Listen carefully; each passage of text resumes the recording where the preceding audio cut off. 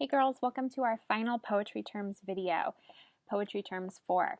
In this video, we're going to learn about some figurative language techniques, hyperbole, understatement, allusion, and oxymoron. Please be sure to take notes in the writing section of your writing notebook. So as a quick review, figurative language is language that is not used literally, and a lot of the times we use this in English and we don't even think about it. Here's a really good example for you. Stop bugging me.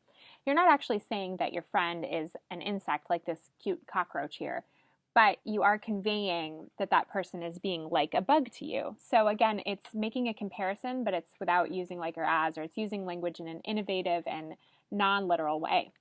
So the first type of figurative language I want to share with you is hyperbole, which is a form of extreme exaggeration. And we use this all the time. Like when we say, my feet are killing me, they're not really brewing you up a nice cup of poison. Or when you say, my backpack weighs a ton, it doesn't actually weigh 2,000 pounds, but it conveys how difficult it is to carry your backpack. Or if you say, I will literally die if you don't stop using hyperboles incorrectly. Certainly while figurative language errors are really annoying, they have yet to cause any casualties. But all of those are really nice examples of hyperbole. Here is a stronger one from Macbeth. So you may not have read Macbeth yet, but I highly recommend it. In it, Macbeth, the title character, murders King Duncan. And when he sees the blood on his hands, he asks, will all great Neptune's oceans wash this blood clean from my hands? No, this my hand will rather the multitudinous seas incarnadine, making the green one red. So what Macbeth is saying in these lines is that he has so much blood on his hands from Duncan's death that they're going to dye the entire sea red.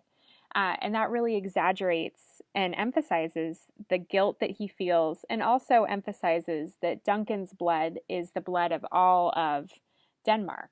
So you can see how hyperbole functions there. Our next literary device today is understatement, which is a statement that's the opposite of hyperbole. It's a statement which lessens or minimizes the importance of what is meant. And a lot of the times, saying something in a lessened way is actually more impactful than exaggerating it.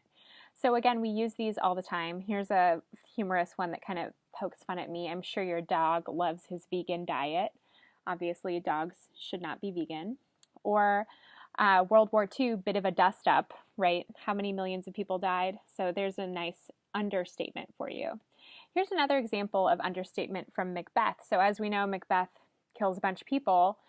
And after murdering one more, his friend, he says, blood hath been shed ere now. So even though Macbeth has this body pile really piling up, I think he kills something like 7 people in the play, he is just using the passive voice, blood hath been shed ere now, other people have died. He's not emphasizing the death at all.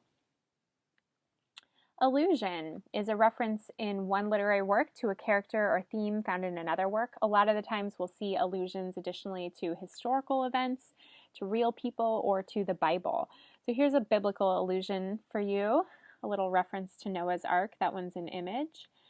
And from poetry, we'll see allusion used to add to the theme of the poem, so to really deepen the poem's meaning. So here's an example from T.S. Eliot's The Love Song of J. Alfred Prufrock, in which the speaker, J. Alfred Prufrock, talks about John the Baptist, or references John the Baptist. And he says, though I have seen my head grown slightly bald brought in upon a platter. So this is a really interesting line because Prufrock is talking about his own death, but what he's really kind of obsessed about is his own vanity, right? He's thinking about how his head has grown slightly bald, not his eventual death. Oxymoron is a combination of contradictory terms or ideas. Here's a nice visual oxymoron for you. Stop and keep moving. We use these all the time in language, right? We talk about jumbo shrimp. A shrimp is tiny, jumbo's huge. Here's an example from Romeo and Juliet. So Romeo says, why then, O brawling love, O loving hate, O heavy lightness, serious vanity, misshapen chaos of well-seeming forms, feather of lead, bright smoke, cold fire, sick health. And so in describing love, Romeo brings about these terrible contradictions, right? Because he's in love with Juliet, his mortal enemy. So we see love and hate contrasted with one another, heavy lightness, opposites there, serious vanity, opposites there. So the oxymoron emphasizes the contradictory nature of his emotions. So today we learned about several types of figurative language: hyperbole, understatement, allusion, and oxymoron. I look forward to seeing your notes about those on tonight's poems. Thanks, girls.